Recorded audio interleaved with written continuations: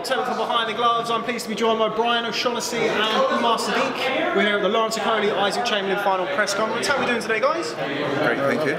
Good. So what did we see there today? Was there, can you take anything from that press conference? You can't really take that much.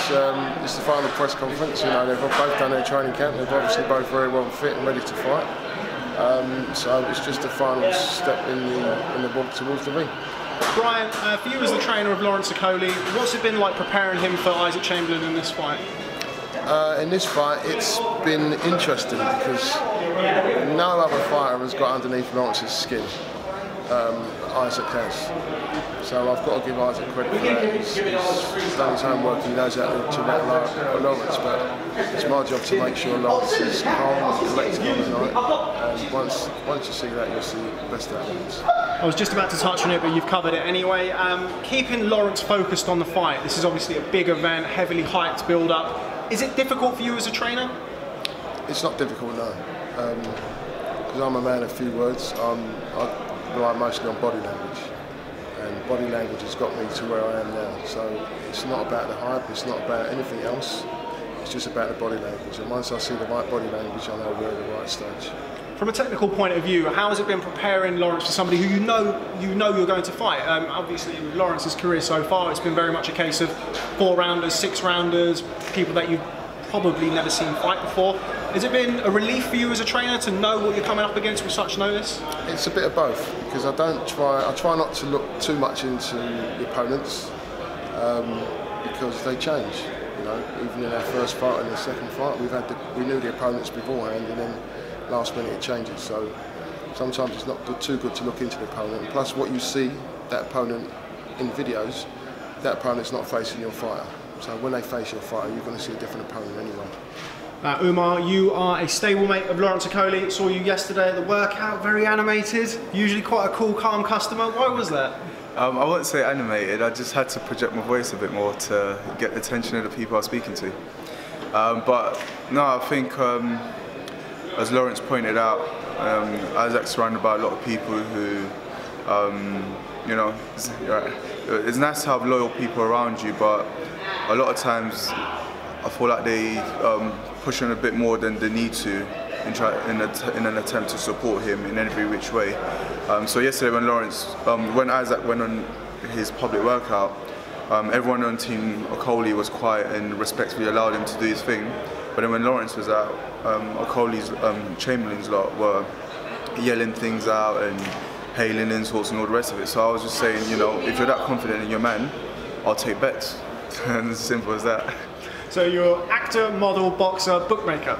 I'm everything that I need to do to make money. You're somebody who sees Lawrence in the gym every day, as obviously does Brian. From the point of view of a fighter, what does Lawrence do well?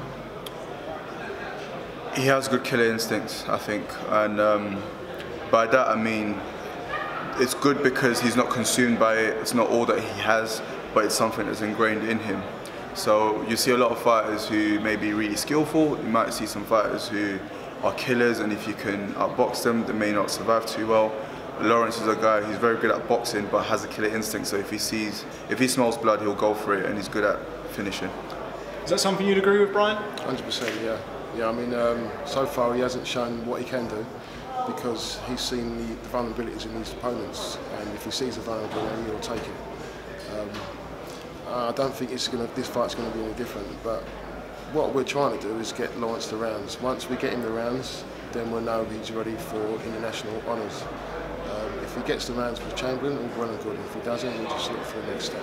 Without divulging too much of your game plan, you alluded to some things in the press conference where you spoke about perceived weaknesses in Okolie-Chamberlain's game, things that he can't do, maybe can't do or doesn't do. Without over-divulging, can you just elaborate slightly on that? Well, it's not that he can't do it, it's he doesn't do it. So in this fight, he will be tested to see if he can't do it. Because he'll be put in situations where he has to do things. And if he doesn't do things, that means he can't do things. What does he do well? We've spoken about what he can't do or maybe doesn't do. What does Okolie-Chamberlain do well? Chamberlain's got a good left hand. He works well close. He's got a good double left hook.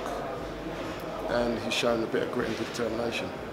And if he gets his arm dislocated, he can put it back in. Right? If that's a quality, then that's a Remarkable quality. skill. Yeah. And just finally, guys, because I know it's quite the media turnout today, so I know you're very busy. Umar, just start with you first. Give us a prediction for what happens on Saturday night. Lawrence by knockout. Same question to Brian. Less than 3 rounds, Chamberlain's done well. Less than 10 rounds, Chamberlain's done very well.